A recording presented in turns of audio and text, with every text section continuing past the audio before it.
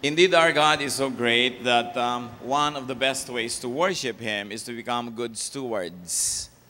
Kung napakadakila ng Panginoon, ay dapat lang suklian natin ang Kanyang kabutihan sa atin, ang Kanyang kadakilaan, at ang isa dyan na pagsukli ay bigyan natin siya ng marapat na panahon at ibigay natin sa Kanya yung buhay natin sa tamang oras. Ang atin pong pag-aaral ngayon na Ecclesiastes chapter 11, pinamagatan natin, Make the Most of Time.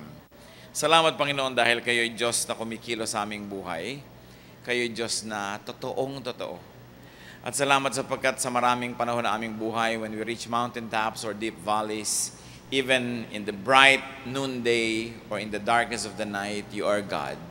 Salamat sa Panginoon sa pagsusustain nyo sa amin, sa pag-iingat nyo, sa inyong pagbibigay na aming kinakain, kailangan sa buhay, at higit pa riyan yung mga aming emotional needs. Kayo rin, Panginoon, ang patuloy na inaasahan namin, and you always rise to the occasion.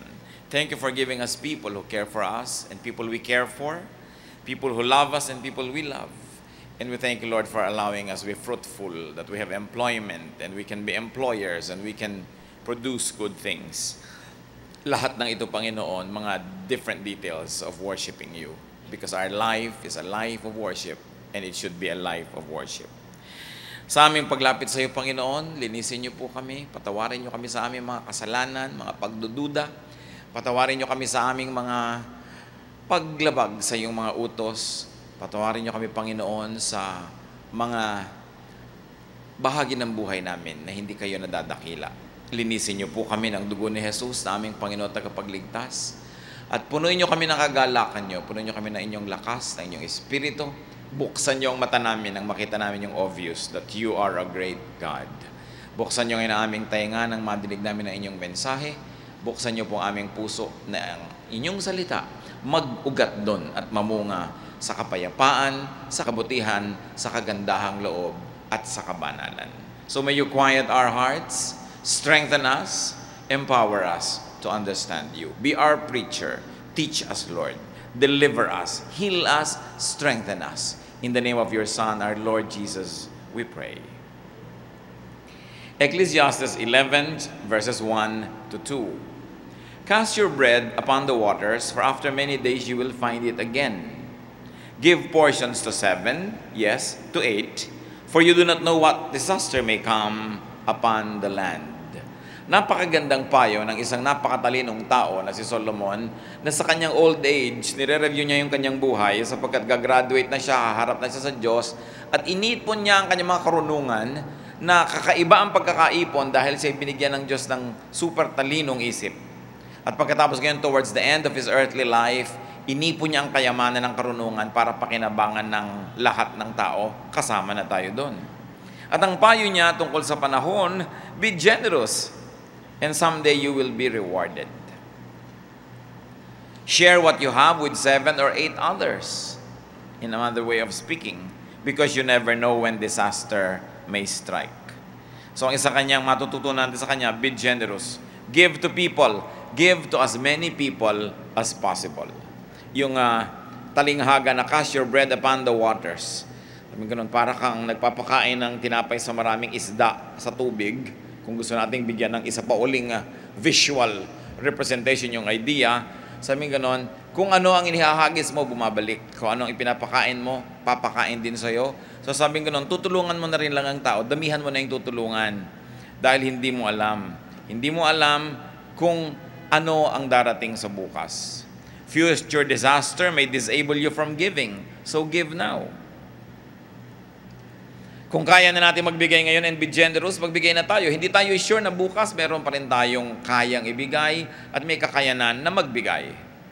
At pagka dumating na yung bukas, hindi mo na kaya, disabled ka na, wala kang malang naitanim, wala kang malang nagawang mabuti, wala kang nabigyan, sino ngayon ang magbibigay sa iyo, sa iyong pangangailangan? For disaster may turn you into a needy recipient, so spread goodwill now. Anong sinasabi natin dito? Making the most of time. Yun pong tao na maraming kabuhayan, maraming pera, maraming lakas, maraming oras, maraming magagandang bagay na pwedeng i-share sa kapwa, pag hindi siya nag-share sa panahon ng kanyang abundance, sinasayang niya yung abundance. Sinasayang niya yung panahon. Kasi hindi tayo nakakatiyak na lahat ng panahon abundant tayo. Kaya kung kailan ka abundant, nagbibigay ka, dumating man ang panahon na hindi ka na abundant, meron kang nabigyan at meron kang nataniman. Kumisan, may mga magulang pa nga. Sa panahon na ang lakas ng kita nila, ang damot-damot sa sariling anak. Pagkatapos yung pala, titigil din silang kumita, hihina, aasa lang sa anak. Wala ka ngayon masyadong mukha na maipakita pagka humihingi ka.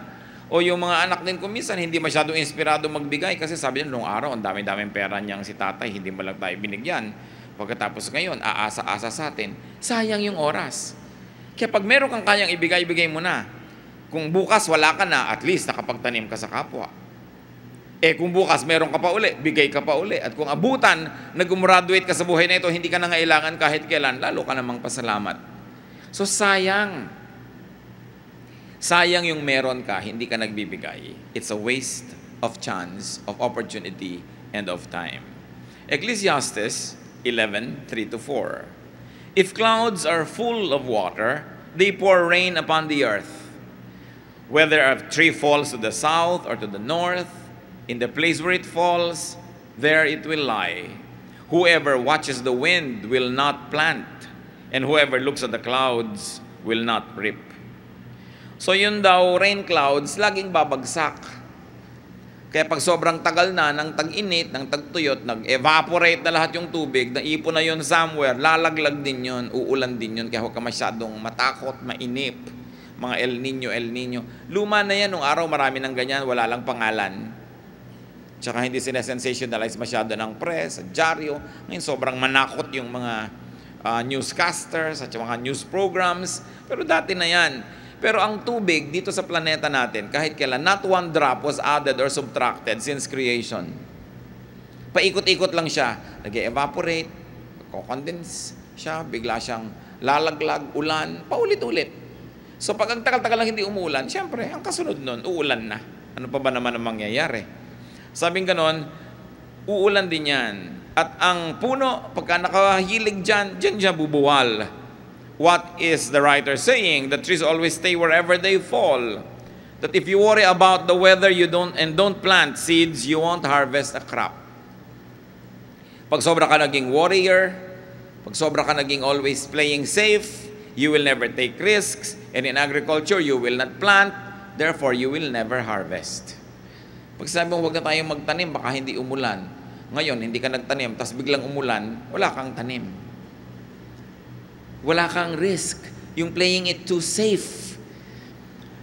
Nature will always do its thing. That's what Ecclesiastes is saying. Nature will always run and prevail. And nature will always preordained laws from God. Matutupad at matutupad ang kalooban ng Diyos. Therefore, do not worry too much about the weather. Do not worry too much about the seasons. Kaya lang siyempre, kung ikaw ay agriculturist, kung ang iyong hanap buhay may kinalaman sa mga weather and seasons, mas vulnerable ka. Kaya anong sinasabi? Mag-invest ka ng iba. Kung ikaw ay nagtatanim, huwag sa pagtatanim mo lang iasa ang lahat. Magkaroon ka pa ng ibang industriya. Kasi pag naman nakapagtanim ka na, tapos na yung trabaho, may free time ka na, pwede kang gumawa ng ibang hanap buhay. Kasi hindi mo alam kung alin yung itinanim mo ba o yung extra hanap buhay mo ang pagpapalain ngayong panahon na ito. Pero pag lagi ka nag-aalala, walang mangyayari sa buhay mo. Hindi ka mag-i-invest. People who are always afraid, people who always play it safe will not invest. Therefore, they will not profit. They will never plant. Therefore, they will never harvest. Ganon din sa mga human relationships. Yung takot na takot masaktan, iwas na iwas umibig. So kahit kailan, hindi ka naiibig at hindi ka na rin maiibig because you're playing it too safe.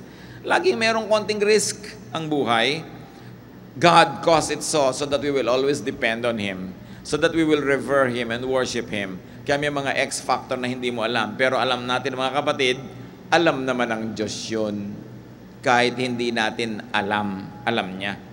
Kaya maaari tayong manalangin, humingi ng guidance, at kung sakasakali nagkakamali tayo ng desisyon, ay humingi ng tulong, alam ng Diyos kung ano ang nakalaan sa kinabukasan. So in life, do what you could, and rely on nature to do its part.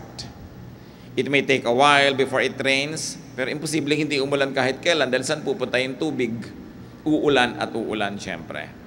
At kung umuulan siyempre, mamaya meron uli na namang tag-init kung merong taglamig. Pabalik-balik lang yung seasons. Sino ang masayang tao? Yung nakasakay sa panahon, hindi yung lumalaban sa panahon at lumalaban sa weather or sa climate.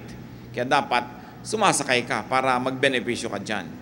Ecclesiastes 11:5, as you do not know the path of the wind or how the body is formed in a mother's womb, so you cannot understand the work of God, the maker of all things. But now, brothers and sisters, we begin to know how a baby is formed in the womb. We don't know yet completely, but we have an idea. We have better idea now than even the wise people of the old times. Because science and technology now help us understand nature and God better. Hindi kalaban ng science ang Diyos at hindi kalaban ng Diyos ang science. Through science, we can pick at the methodology of God. No? Yung kanyang pamamaraan, kaya ngayon, nadadagdagan yung ating information. We may be better informed, but it doesn't mean that we are wiser. But we can be better informed. Kaya nakikita natin na hindi kailangan pinaglalaban yan, science and faith. Because when you know enough science, lalong titibay ang pananalig mo. Nakikita mo yung disenyo, nakikita mo yung sistema, yung pamamaraan ng lumikha sa atin. Ecclesiastes 11:6. Now sow your seed in the morning, and at evening let not your hands be idle. For you do not know which will succeed, whether this or that, or whether both will do equally well. Yan ang sinasabi natin mga kapatid, yung pagtatanim.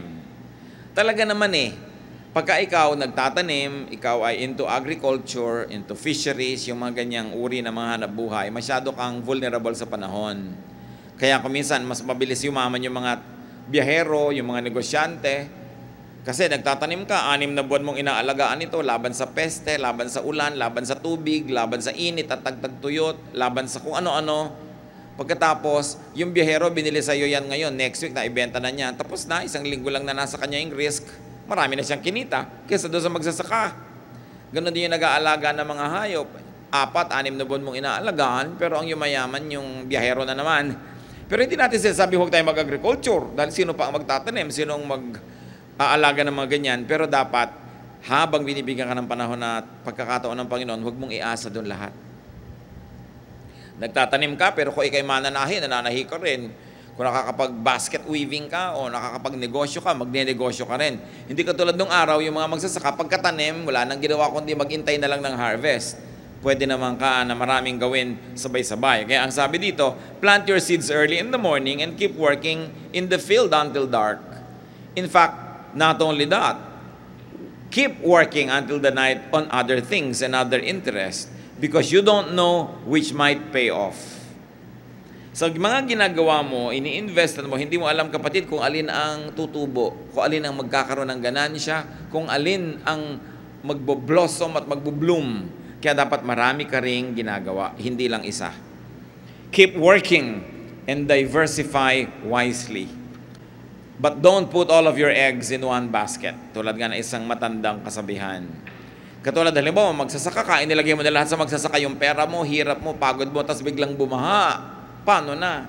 O biglang nagkaroon ng tagtuyot. Dapat may iba ka pa na inaasahan, may iba ka pang skill na dinedevelop, may iba ka pang ginagawa. And you apply that in all aspects of life.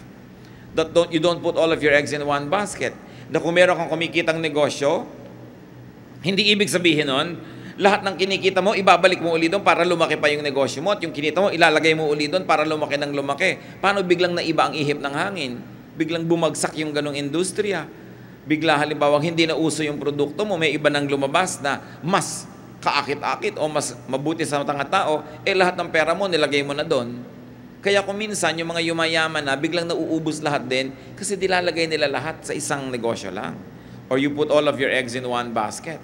Para rin isang magulang, marami kang anak, isa lang yung minahal mo, isa lang yung pinag-aral mo, isa lang yung inispoil mo ng inispoil, inilagay mo na sa kanya lahat. Paano kung biglang hindi siya naging mabuti sa'yo? O kaya nawala siya sa equation. Kaya sabi, kailangan marami kang ginagawa. At kumbaga, kung marunong kayong magsungka, kailangan marunong ka magsubi. Alam niyo sa sungka, naglalagay ka doon sa mga butas, tapos may iniuwi ka doon sa bahay mo, na iyon na talaga yon. Kaya kahit marami kang kinikita sa isang negosyo, naglalagay ka ng pera sa labas noon, nag-i-invest ka sa iba o iniipon mo, hindi nakasangkot doon. Para pag bumagsak yon, may natira ka. Kailangan nakaspread ka, pero not too thinly to the point that you will be so disorganized.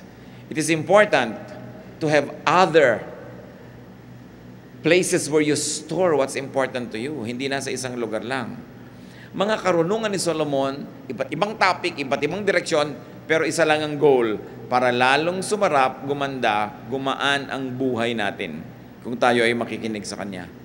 Ecclesiastes 11:7, light is sweet, and it pleases the eyes to see the sun. So it is saying that nothing on earth is more beautiful than the morning sun. And if you really rise early to see the sunrise, you will agree. So what's important? Rise early to see the sun. Anong kakambal nun? Sleep early so that you can rise early. Mornings are beautiful. Mornings are blessings. So appreciate what the morning sun means and represents and symbolizes. Of course, they can mean hope, change, renewal, opportunity, light, and life.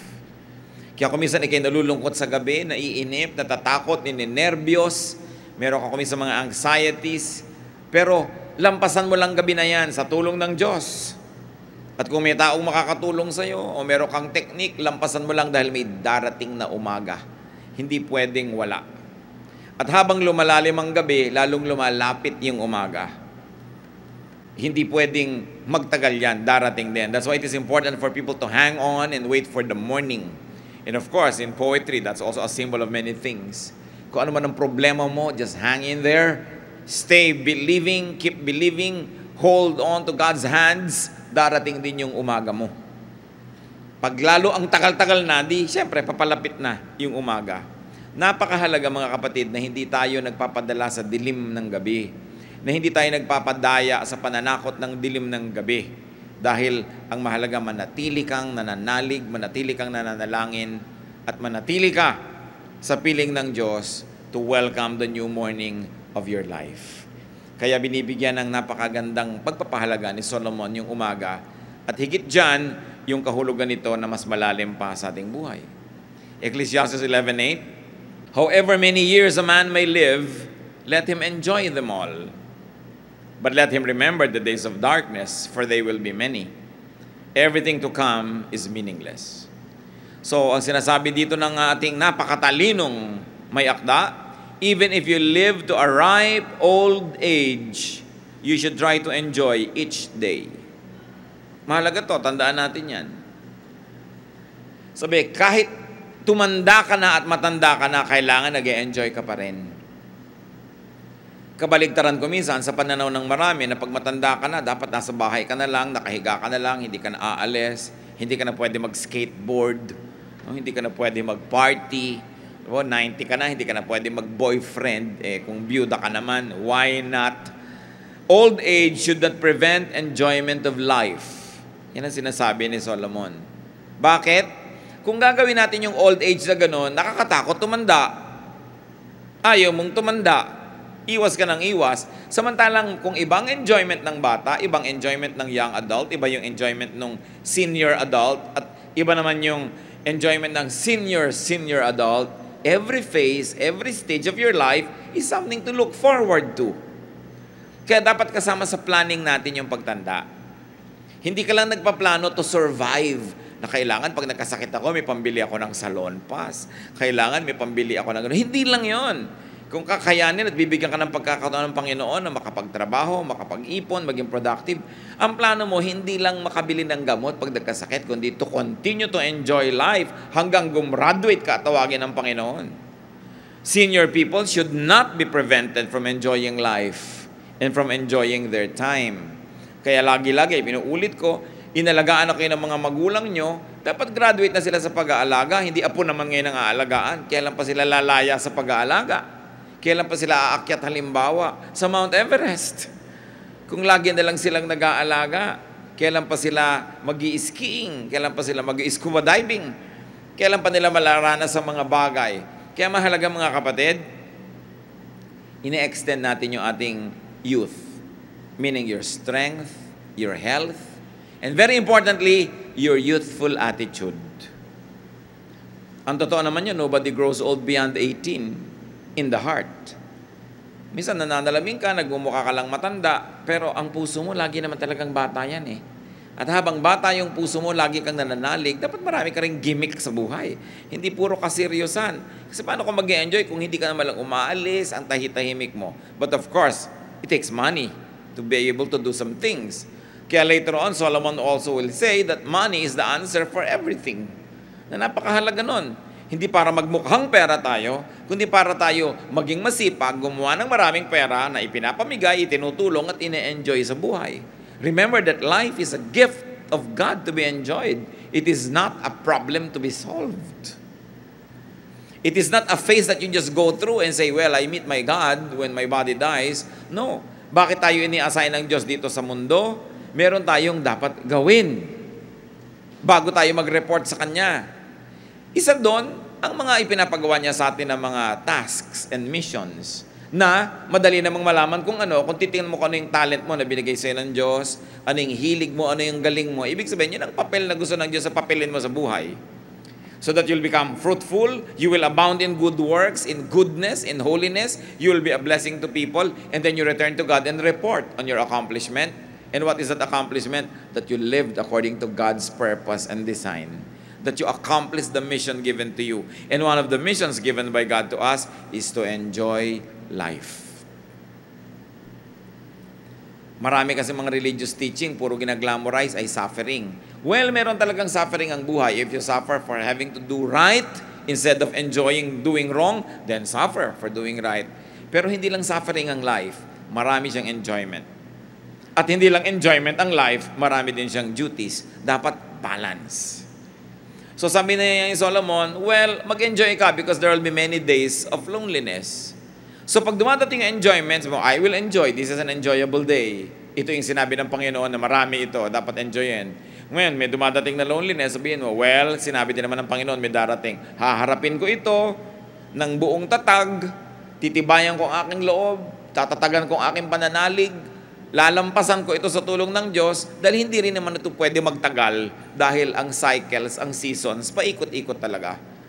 So kahit may malalim na gabi, may umaga rin. Ngayon, kung nag-enjoy ka rin ng umaga, asahan mong may gabi din uli mamaya. Ganun talaga yung buhay. Hindi na yung pinagtatakhan, but you make the most out of it. There will be unenjoyable days that will come, so enjoy whenever you can. There's absolutely nothing wrong with that. So long as you don't steal your enjoyment from another, so long as you don't kill, and you don't do harm to others, and not even to yourself. Kaya ang sabi sa Ecclesiastes 11:9, be happy, young man, while you are young, and let your heart give you joy in the days of your youth. Follow the ways of your heart, in whatever your eyes see. But know that for all these things, God will bring you to judgment. So Solomon is saying, be cheerful and enjoy life while you are young. Just don't forget that we have accountability to God. So you are going to give limitations to what you do in your search for enjoyment. Pero kailangan mag-enjoy ka. Marami kasi pag dinidil nila tong verses na ito, parang ginagamit lang nila negative na, mag-enjoy ka pero lagot ka. But this is not what I see here. That Solomon is saying, really, youth is for enjoyment. Enjoy it. Malakas ka pang tumalon, so tumalon ka na. Alam nga naman pag 90 ka pa, tsaka mo pa gustong tumalon. Diba? Malakas pa ang katawan mo, so gawin mo na yung mga gusto mong gawin. Magsayaw ka, mag-aral ka ng ganito, mag-aral ka ng skill. Masigla ka, kumanta ka. Talagang uugoy-ugoy ka pa pag naglalakad, maingay ka magsara ng pinto. Ang dami mong energy, may enjoy it. But remember, lalagyan mo ng limitation. So kahit malakas yung kamay mo, hinaan mo yung pagsara ng pinto kasi may natutulog, no? Makakaabala ka sa kapwa mo. Ito yung God will bring you to judgment. Ibig sabihin, may mga bagay na hindi mo dapat gawin kahit kaya mo. Pero ang mahalaga, habang kaya gawin, dapat gawin. Kasi minsan lang na umalis ang iyong kabataan, ayaw na niyang bumalik, liba na lang, meron kang technology. No? Pero yung babalik yung sigla mo, hindi naman laging madaling gawin yun kung nawala na at tumanda ka na. So ano ang sayang? Remember, ang topic natin is not to waste time, to make the most of time. Pag bata ka, do things that are bagay for youth and young people. Ano ang kakabit niya na ideya, mga kapatid? Payagan natin yung mga young people to be young. So do what you want and find pleasure in what you see. Go for it, young person, young adult. Well, there is youth that's left in your veins. Go for what you like to do. Just don't forget that God will judge you for everything you do. So observe limits and do what you must. Don't do the thing you shouldn't be doing, and do the things that you ought to do, and you're okay. So maximize happiness, but minimize sin and error. Kailangan payagan natin ang mga kabataan na maging bata. Kuminsan, children, we don't permit to be children. We want them to behave like adults. There's plenty of time to be an adult and to remain an adult. So let the children be children. Let the youth be youth because there's plenty of time for them to be seniors. The moment nag-senior citizen na yan, hanggang gumraduate na tumarap sa Diyos, wala nang bawian. So habang young, let them be young. Let us not deprive young people of peculiar joys and pleasures and excitement that only youthful people can enjoy. So kuminsan, one of the gravest crimes we can commit is to rob children of their childhood or to rob young people of their youth. May panahon. At saka yung mga iba pa gusto pang mamatay. Huwag kayong magmadali. There's plenty of time to be dead. No? So, mabuhay muna kayo habang buhay pa kayo. Di ba? Pagka tumawid na tayo doon sa kabila, ang haba noon. No, nasa kabilang buhay ka na. So, habang nandito ka, huwag mong madaling tumawid doon. Nandito ka pa eh. And you become unfaithful to God who gives you space and time here and now if you don't want to enjoy it, if you don't want to live the moment, if you don't want to cherish the day, the minute, the hour, you are being unfaithful to God because it's God's gift to you. Parang yung isang tao, dinala mo sa isang magandang vacation place, tapos ayaw mag-enjoy, gusto umuwi na. Di ba? Wala ka namang kwentang bigyan ng magandang bagay. Naiinis naman yung nagbigay sa'yo nun. Binigyan ka ng regalong bakasyon. Kailan nang uwian? Gusto ko na umuwi. Hindi ako nag-enjoy dito. Ganun yung ayaw mag-enjoy sa buhay. Isa yan na tungkulin, ha? Kung hindi nyo gustong tingnan na pleasure or indulgence, it's our duty to enjoy life. Pag tinignan nyo yung design ng human body, we were designed and wired to have fun. Kaya ka binibigyan ng mata, nakakakita ka pa ng kulay, hugis, movement. Binibigyan ka ng tenga para makarinig ka ng musika, mga boses, mga tunog ng dahon at tubig. Binibigyan ka ng skin so that you can enjoy texture and temperature. Na iba pa yung malamig na tubig pag naliligo ka, kung mainit, at kung maginaw naman, gusto mo warm water, you enjoy all of that. We were created to be very sensual. And there's nothing wrong with that. Akala ng iba, pag sensual sila or sensuous, evil na yun, worldly na. It is God who designed our bodies. And He placed the right nerve endings in the most correct places for you to maximize the enjoyment of the universe. Kaya hindi natin ipinag-apologize kung nag-enjoy tayo. Basta't hindi ka lumalampas sa dapat mong hindi lampasan. At ginagawa mo yung tama, nagiging mabunga ka, mabuti. Enjoyment is part of worship. So be young while young. Sabi sa Ecclesiastes 11:10, so then banish anxiety from your heart and cast off the troubles of your body, for youth and vigor are meaningless. Mawabaliwala ang lahat ng yan kung hindi mo papahalagahan. Yung banish anxiety from your heart, it is almost like a psychiatric prescription. Things that you're anxious about, things that you fear, things that you worry about. Sabi nyo nga nun, palayasin mo sa puso mo ang lahat ng nananakot sa'yo. Kaya sinasabi, the Lord daw drove 7 demons out of Mary Magdalene. Hindi naman siguro laging literal na demon niya na tumatalon papalabas sa kanya. Kundi yung mga demon sa loob ng puso mo, yung mga nervyos, yung mga anxiety, yung mga takot, yung mga kung ano-ano mga phobia, kailangang palayasin mo yan sa buhay mo. Banish anxiety from your heart and cast off the troubles of your body. So yun, paalisin mo rin sa katawan mo yan. Nag-aalala ka, ninenervyos ka, mag-jogging ka dyan, maglakad ka, mag-swimming ka, tanggalin mo sa katawan mo, ipawis mo yung mga iniisip mo.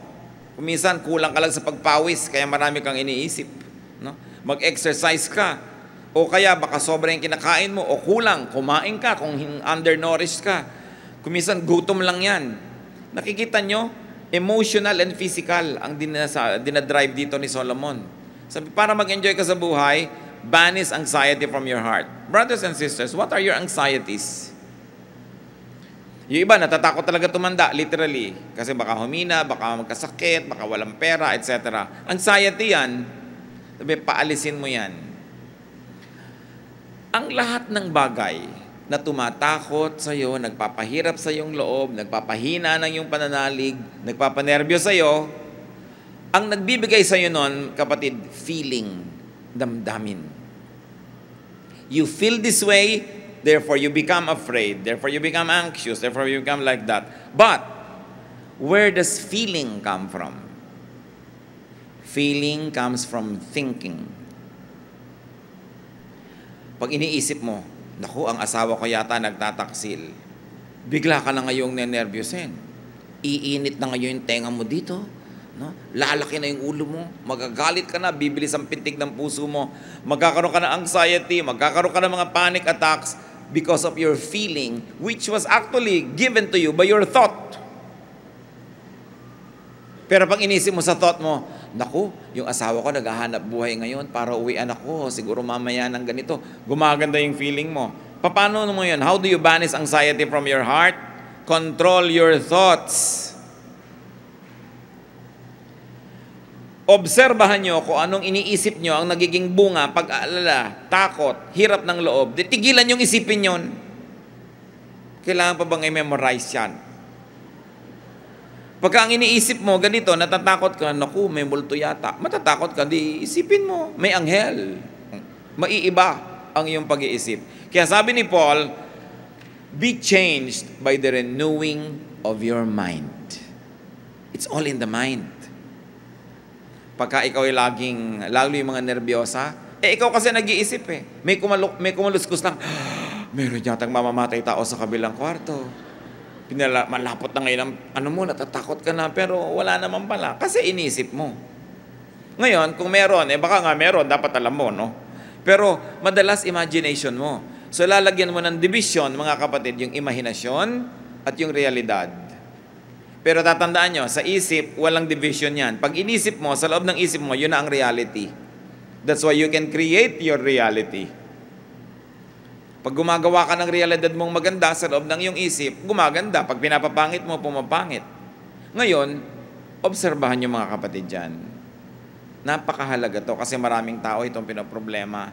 Laging may nervyos, may takot, may kaba. Pero ang pinagmumulan, iniisip mo kasi.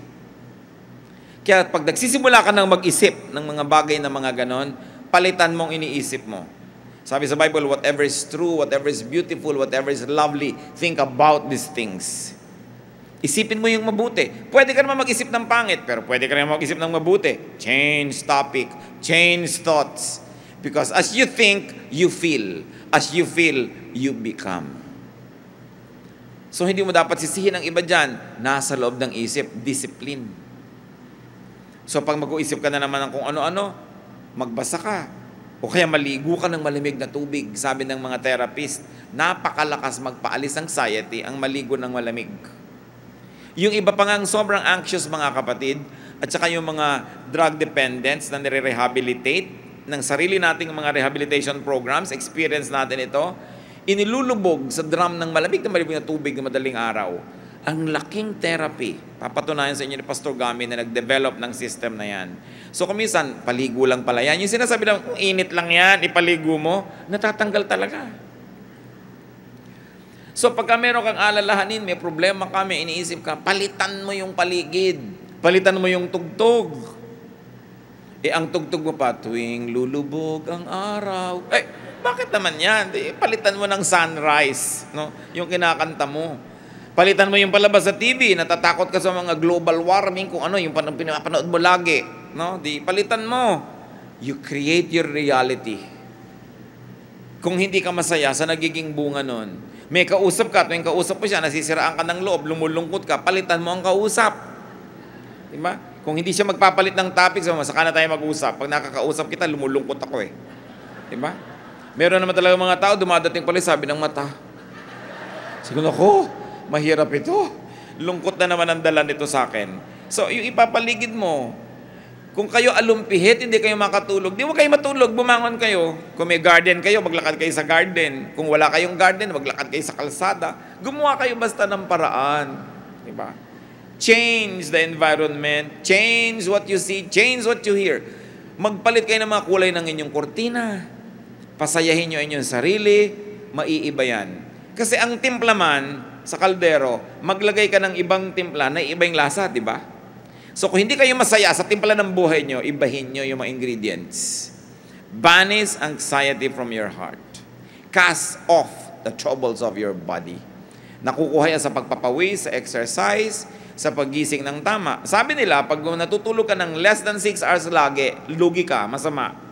Pero pag natutulog ka ng more than 8, masama din. Kung minsan yung iba, overtulog, kaya pala depressed. Yung iba naman, kulang sa tulog, kaya laging anxious, itimplahin mo yung katawan mo. Because we are also chemistry. Kailangan gumagawa ka ng paraan. Pinapasigla mo ang iyong sarili. Pag naobserbahan mo na sa ganitong oras ng 24 hours, sa oras na yun, malungkot ka, umimbento ka ng activity sa oras na yun. Lilipas din yun eh. Pag tapos na yun, di tapos na. You have to do something. But you cannot live in sadness. You cannot live in loneliness. Hindi mo pwedeng gawin na yung buhay mo mahirap, mabigat. Kasi hindi yan ang gusto ng Diyos para sa'yo. God wants you happy. God wants you saved. God wants you prosperous. But Satan wants to destroy you. That's why you should never listen. As the Lord cast out demons, pag inanalyze mo sa New Testament yung maraming cases, yung mga demons na yon, may mga totoong demon, pero merong mga, yung demon na iniimbento mo sa sarili mo. Kaya, because the Lord was loving, maraming mga tao na kulang sa love, nung sumama sa kanyang grupo, they were freed. Their demons were cast out because they were loved. At alam nyo, pinaka-napaka mabisa na pangpagaling ng lahat ng uri ng sakit ng ating puso, isip, pag-ibig. So love, be loved. Kaya tayo mga kapatid, we should be more loving. We should be more caring. Kasi kung minsan yung taong nasa tabi mo, yung kamag-anak mo, yung nanay mo, hindi mo alam, nagdurusak. Kulang lang pala sa haplos, sa himas, kulang lang sa pasalubong, kulang lang sa text. Kaya ang buhay ko, ano yung mission natin, makakapagpasaya tayo sa kapwa, pasayahin natin. Kasi kung minsan ang bigat-bigat ang dala ng kapwa natin. At kung nakakaranas tayo ng mga kabigatan, hindi mahirap para unawaan natin yung dumaranas nun. So sa isang araw, pipili ka lang, ako ba ngayon yung talagang hirap na hirap? So I need help. Pero kung hindi ikaw yon, sabi mo, hindi ako hirap na hirap ngayon, masaya ako, I will find somebody to help. I will find somebody to cheer up. I will find somebody to love. Because that gesture can see that person through a very difficult moment. Yun lang pala ang kailangan niya. Simpleng-simpleng bagay. So napakahalaga mga kapatid, banish anxiety. I like to dwell much in this because this is a case of so many people. Cast off the troubles your body. Youth and vigor must be used correctly. So be young while young. Let the young be youthful. Let us give them that. Let worry and pain come when they come, but don't invite them in. Do not fast forward worry and pain. Sabi ng Lord, may oras naman para dyan eh. Pag nandyan, di harapin mo. Pag wala, huwag mong hanapin. Do not fast forward age, even wisdom. It will come in its correct time. So extend youthful energy and enthusiasm. Be healthy and stay healthy as much as you can because it is difficult to be happy when you are not healthy. Kaya kasama sa element yan, takain ka ng tama, mag-dieta ka ng tama, huwag kang mag-abuso sa sarili. Alam natin lahat yon para yung katawan natin handang tumanggap ng biyaya. At dahil ang topic natin is making the most of time, do not waste youthful energy by non-use. Kaya ka may lakas para gamitin mo. So, get involved with many youthful activities. They are part of your very great privilege from God. Make the most of time. Live to the fullest. Life is a gift. So allow people also to enjoy the gift that God gives them. And very importantly, be a gift to others. Na dahil sa atin may sumasaya, may gumagaan, mayroong gumagaling, mayroong nahahango sa hirap.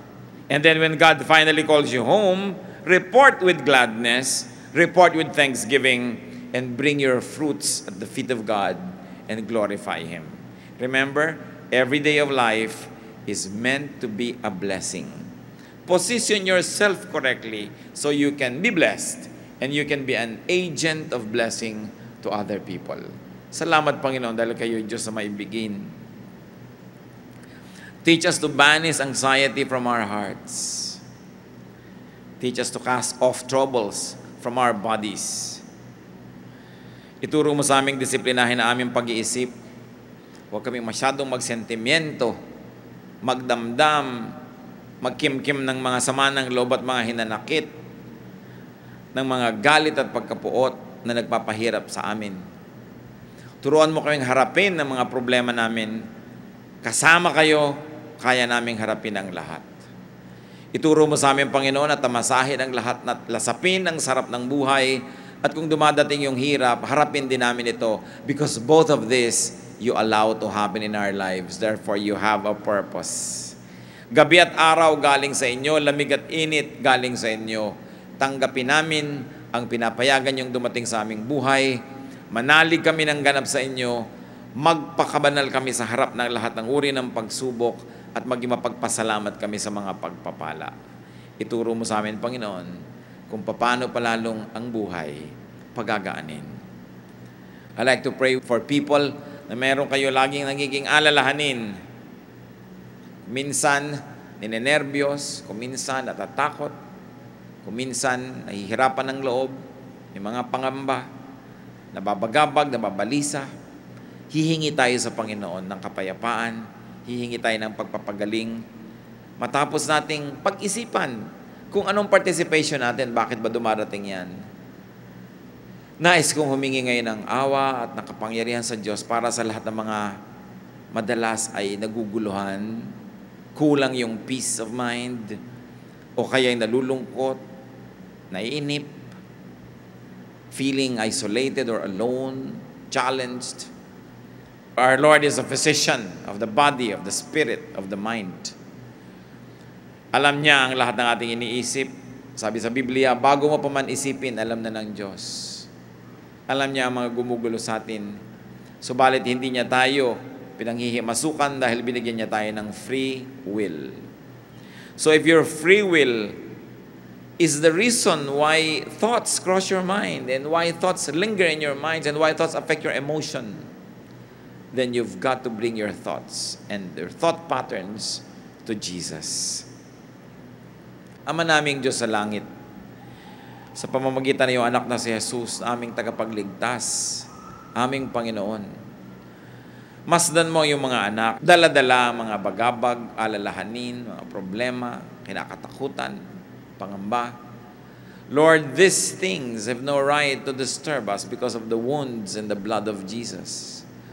Alam namin ang lahat ng mga sugat na ito, alalahanin, dinala na ng Panginoon sa bundok ng Kalbaryo. At noong ang kanyang katawan ay namatay para sa amin, kasama itong napako sa krus. Ipaalala mo sa amin, Panginoon, na malaya kami sa mga bagay na ito, na huwag naming payagan na balik-balikan kami ng mga bagay na binunot, tinanggal nyo na sa aming buhay sa pamamagitan ng dugo ni Kristo. Ipaalala nyo sa amin kung sino kami, mga anak ng kaliwanagan, anak ng kapangyarihan, anak mo o Diyos na buhay, na hindi bagay sa amin ang madaya, hindi bagay sa amin ang manatili sa lungkot o hirap ng loob o takot because Jesus has triumphed over death. So we declare this freedom and we declare this healing and we declare the power of the risen Christ over our lives. Inaangkin namin, O Diyos, ang iyong kapangyarihan. Inaangkin namin, tinatanggap ang iyong pagpapagaling, pagpapalakas. Pawiin mo ang aming mga alalahanin. You help us banish anxiety from our hearts with the power of the blood of Jesus. With the power of the Holy Spirit, infill us and empower us so we can be strong and we can be happy and fruitful and good to one another.